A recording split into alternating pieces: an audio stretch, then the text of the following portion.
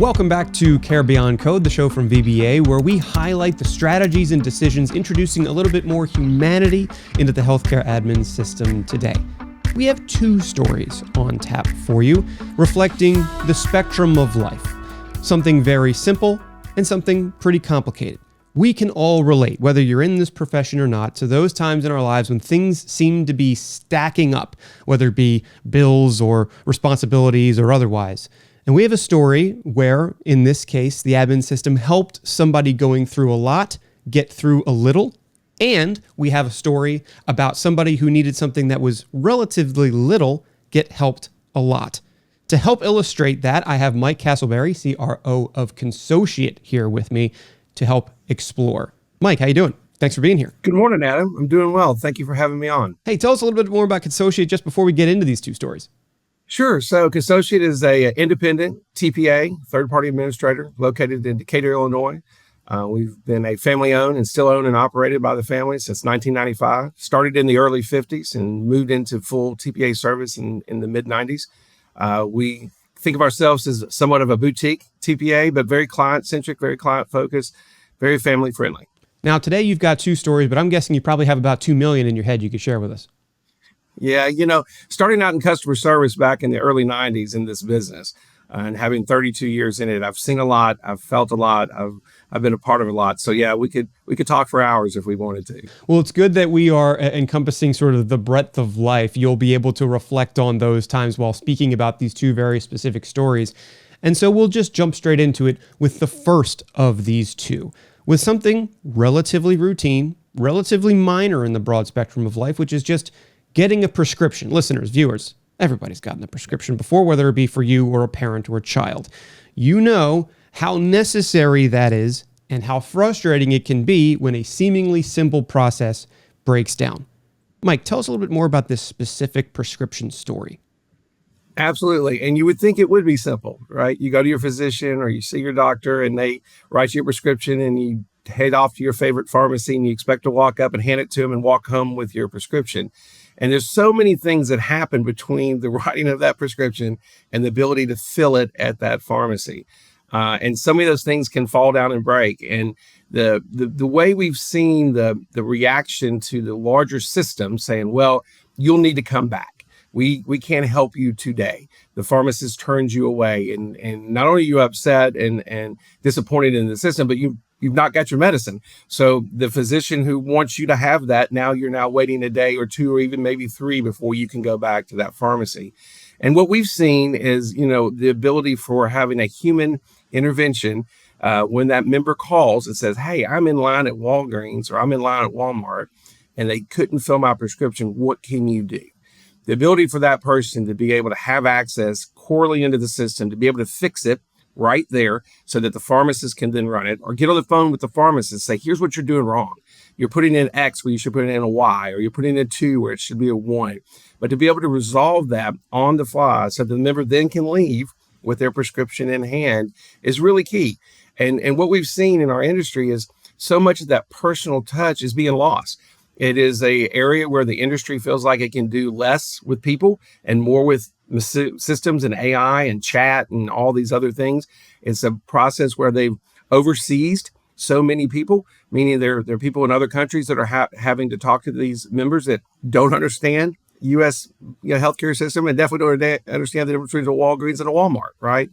And so I think that's a piece where it's minor, meaning it's not life or death. You're not standing in line to get your life or death medicine typically, but to that member, it is so important for them to be able to walk out there with it. And so I think losing sight of that and thinking, oh, the system can fix it, or the next time the information gets uploaded, then it'll be fixed in the system and they can go tomorrow or something like that is just not reasonable. I don't think.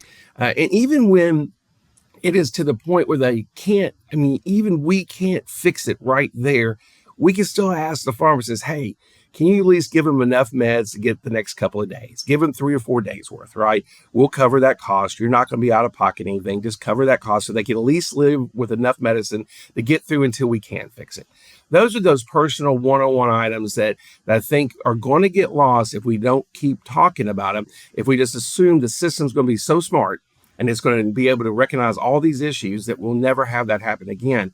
I just believe that will always be a challenge, either from our system on our side not working right, information not coming in correctly from the partner, or just the pharmacist making a mistake in what they're loading, trying to type in, right? And us seeing that, recognizing that, and saying, hey, look, it's a Y, not an X. And if you get that, then it all works right. So those are the types of things that I think we just shouldn't lose sight of. I mean, I'm excited about technology. I'm excited about the systems being smarter and better.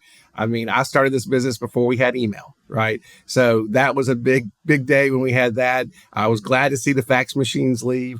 So, I mean, I'm not anti-technology at all, but I'm also cognitive of that personal service and that one-on-one stuff that makes people's lives just a little bit better in a very complex and hectic system. So I can, I have not been in this industry for the tenure that you've had, but I know that when I go up to the pharmacist and for whatever reason, I can't get a prescription filled, whether or not it's a life or death scenario, which it never really is, that sore throat gets a little worse right in that moment, doesn't it? Sure. Because I'm looking at maybe absolutely. 2-3 days where I'm not able to get care, or maybe I have to stop care where I was maybe making some progress. That momentum slows down, and that affects everything from the sore throat to a sore head. Now, you started your tenure in a world where it was just get on the phone and write something down on a piece of paper. So it can make sense to me how somebody can easily misspell something or put the wrong letter down. Or on the opposite side, how simple and routine it must have been to get somebody on the phone and actually have that conversation. Technology has now enabled a lot, from global talent as well as operational efficiency when it works. And so in this particular case where somebody couldn't get their prescription filled, the normal process would be what? Can you help highlight that for me? Because as the person just at the counter, all I know is that doc said I need X, the pharmacist can give me the bag of X, and then I go home and I take X. What else is going on there, and why is that system prone to break? Yeah, so there's the stuff that's happening in the background. So the member walks in, hopefully with their membership card, with their ID card in hand. Sometimes they don't have that; they just have a name and a birthday, right? But hopefully they have that card in hand, and that information then goes into the pharmacy system at the pharmacist, that then talks to a couple of different things. It goes back to the health plan and says, "Hey, is Mike a member?" Yeah, he's a member. That's good. Is Mike eligible today? Yes, Mike's eligible today. Does Mike have benefits? Yes. Does Mike have a deductible? Does Mike have a out of pocket? What drugs are covered under Mike's plan? It's asking all these questions, right? Very fastly, very quickly, right? And then it looks at the drug that the doctor's trying to prescribe and what they're trying to put in, and it tries to match all that up. Now, you can imagine any number one of those things could be clicked the wrong way, thus causing the answer to be no. It's not going to get filled, or it's not going to be fixed. The most common one is eligibility. They go, Mike's just not eligible. He's not a part of the plan. But I'm like, I've got my card. It's right here in my hand. How can I not be eligible? And it's usually something along the lines of either the data that was put in by the pharmacist is not matching 100%, right? So they didn't put a Y on the end of my name, and it should have had a Y on the end of my name, and they can't connect the two, and so therefore it doesn't work. Or it's the fact that the eligibility information hasn't been updated on the health plan side. Right. They got the card out the door, but they haven't updated their system. And that hasn't flowed to the third party that talks to all the pharmacies in the country, that talks to all the clicks in the country and all of that. And so it's there's a lot of opportunity. But the member hopefully knows or thinks, hey, I'm just not going to leave, right? I'm just not going to walk. I'm in line, right? To pick up the phone and call the number and say, hey, I'm standing here at the pharmacy. Why is this not working? Unfortunately, a lot of times they just get frustrated and leave. They go home, they go to work the next day, they're complaining, they go to their HR director, their benefit manager, and says, hey, this is not working. And then they call in and go, well, it should have worked. We don't see why it shouldn't have. And, that kind of starts this cycle of going and coming and going and coming. Now, I will say that many times when we get that phone call after the member has left and they've said, hey, look, it didn't run, but I need to go back tomorrow or the next day, we'll proactively call the pharmacy and say, hey, run it right now while I'm on the phone with you. Tell me you've got it in hand, put it in a little bag, and then I'm going to tell the member to come by and pick it up. And so we make that back outbound phone call and say, hey, look, it's ran, it's there. You can run back by the pharmacy and pick it up. So that we're sure that they're not going to have a part two of the same part one where it gets denied a second time. So interestingly, it sounds like the care instituted beyond the code of what's happening today is just to turn the clocks back a little bit, to do it the way it used to be done. Get on the phone and just talk to somebody. I don't think it's a bad thing. I talk internally all the time with our associates about, hey, if you need me, just call me.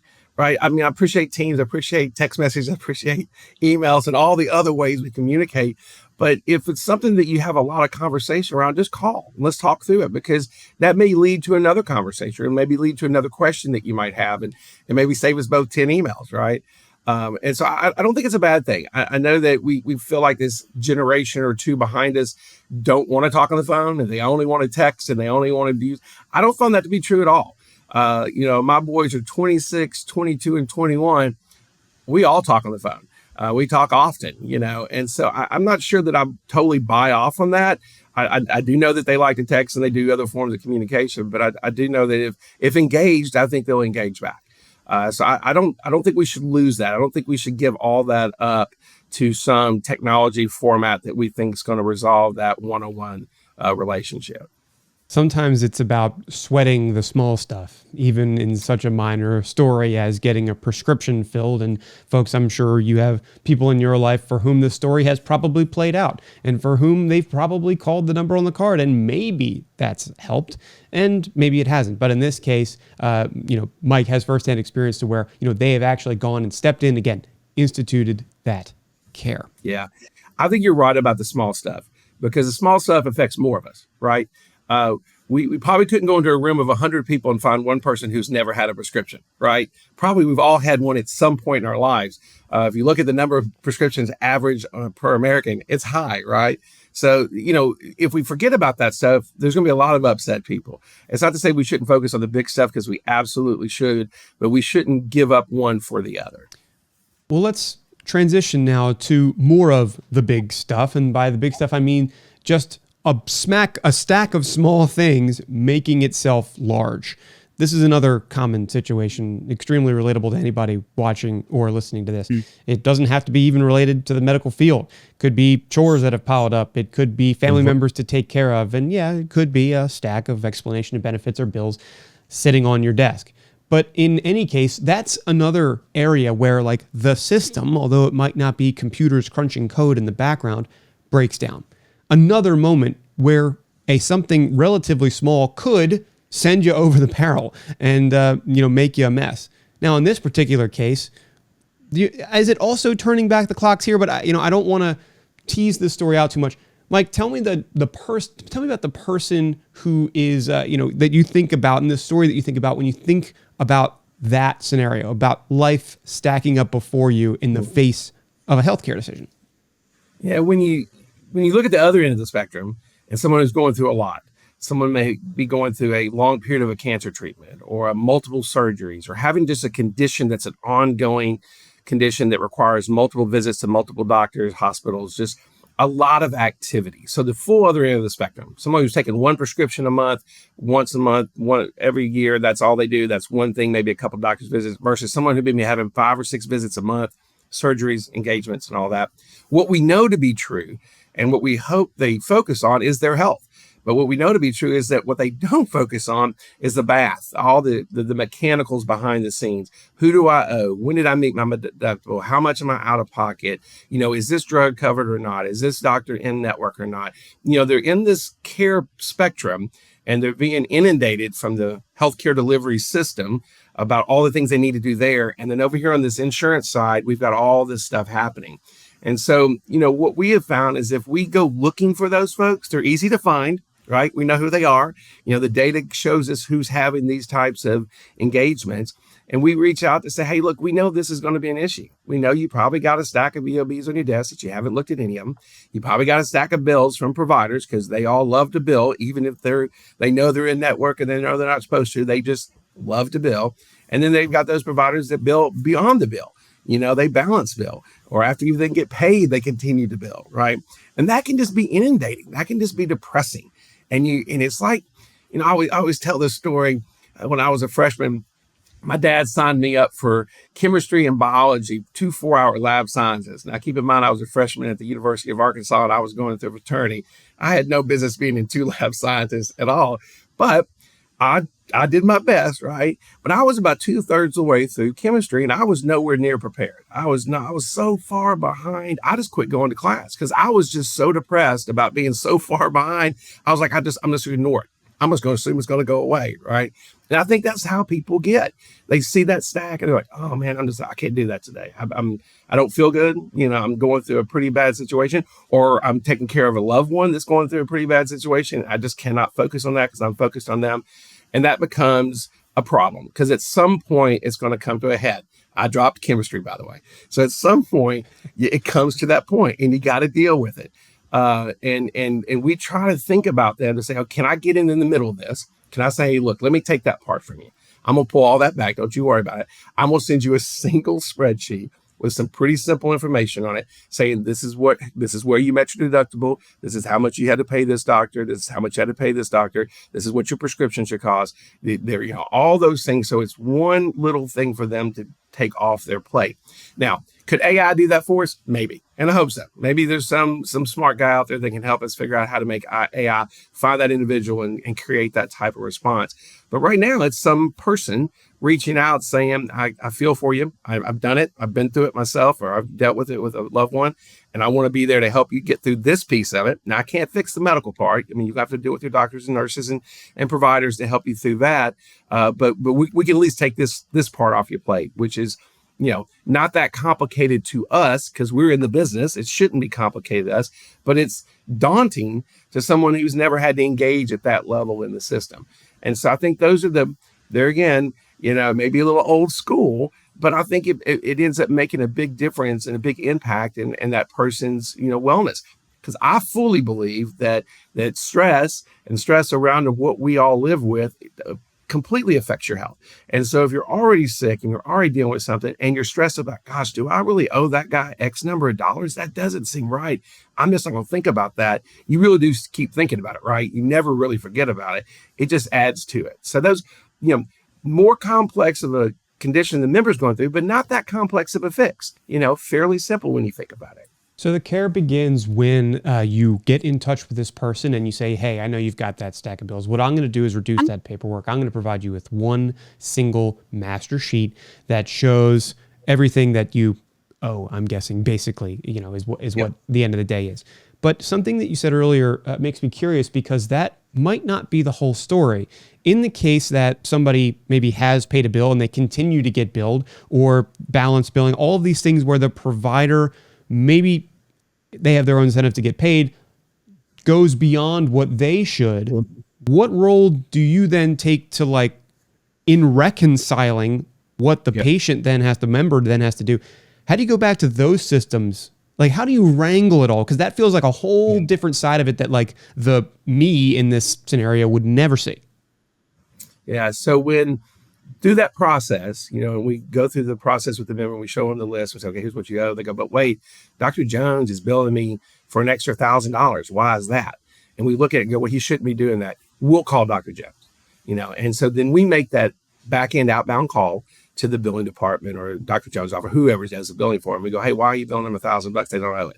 "Oh, we didn't know that." Or "That was a mistake." Or "We shouldn't have done that." Or "No, they really do owe it because our," whatever the story is, right? We resolve that without the member ever being involved again, right? And then in hopes that our efforts are useful and work, and the member does not get another bill, but sometimes they still do. Sometimes that system kicks out, get another bill, and we have to do it again. Unfortunately, there is not a technology way for me to go back to that provider in their billing system and tell them to stop billing, right? I have to make some type of physical outbound call or email or some type of communication to say, "Stop doing this. This is not correct."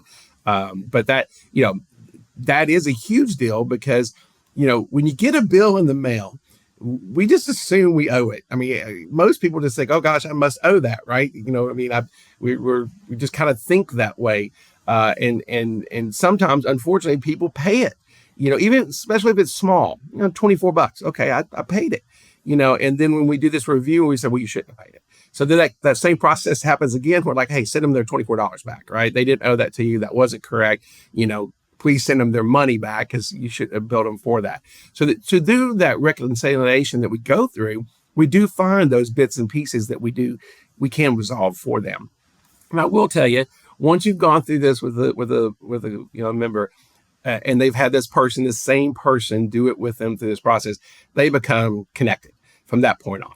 So anytime anything comes up in that member's life throughout their health journey, they reach out to that same person. And so they end up having a friend, if you will, or an advocate in the system, that they can lean in. And so it gives them a sense of, I got a little extra coverage. I got someone out there watching out for me, and I'm less worried about the mechanics of the health insurance piece, and I can be more focused on the wellness of me getting better in the health delivery side.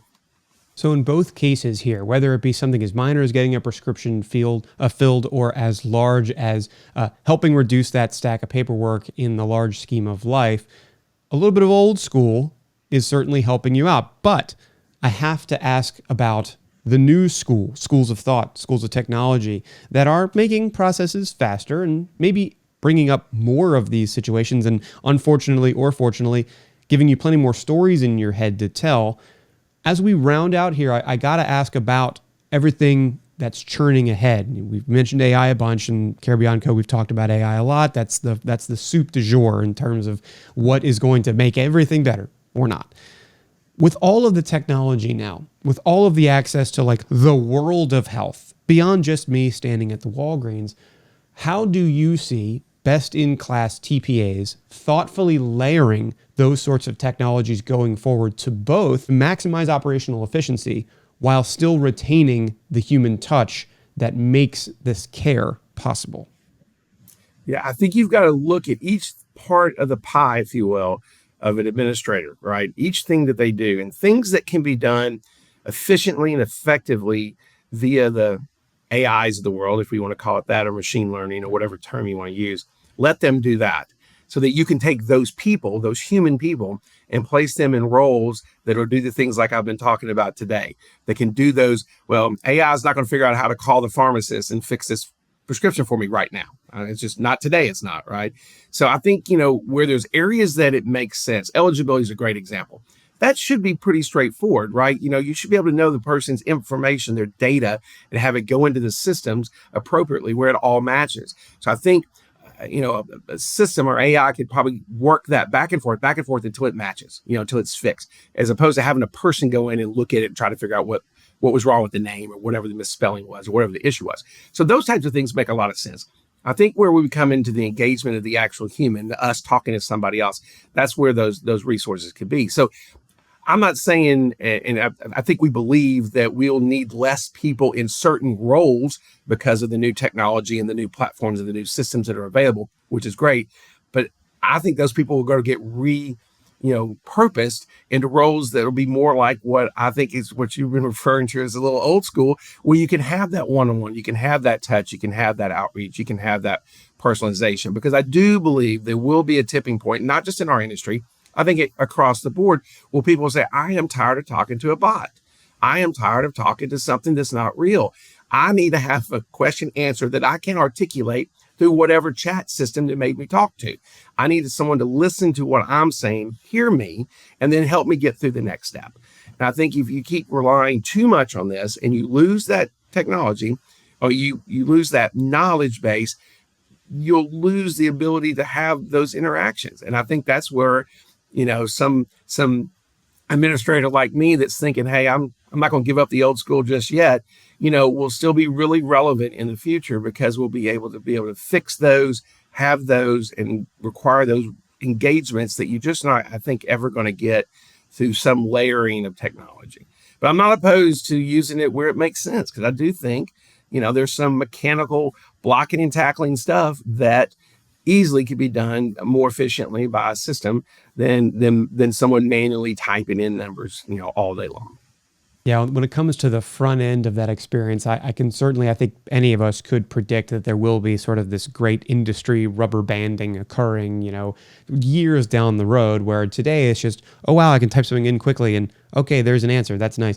Becomes, oh, I have to go and type this in this way. I can't get to anybody. And then you start to wonder why, and it just brings up a lot of sour grapes. Whereas, keeping a little bit of that old school fresh, will keep people engaged, it'll keep people happy, and it'll probably keep people healthier. I don't want to make that commitment, but it certainly feels that way, because this story and this show is all about times that those people showed care above and beyond the code. And that's the whole point.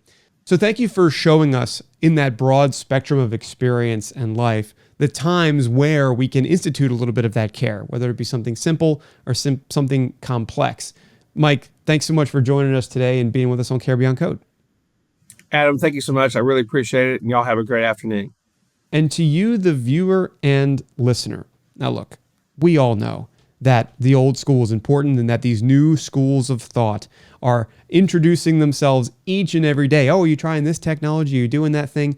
And like the proverbial stack of paperwork on the desk in the second story that we told, that can add up. It can make you wonder, what the heck am I supposed to be doing to make that healthcare experience better for everyone? Well, that's what we're trying to do here at VBA as well. And we are bringing together these catalogs of stories, whether it be an individual with a life or death scenario or a situation as relatable as getting your prescription filled. We know that spectrum, and we've built a solution to help you get better at delivering the best healthcare experience within all of it. VBAsoftware.com. Go and check that out. For now, thanks for listening in with us, learning about more of those times where we can institute a little bit more care beyond code.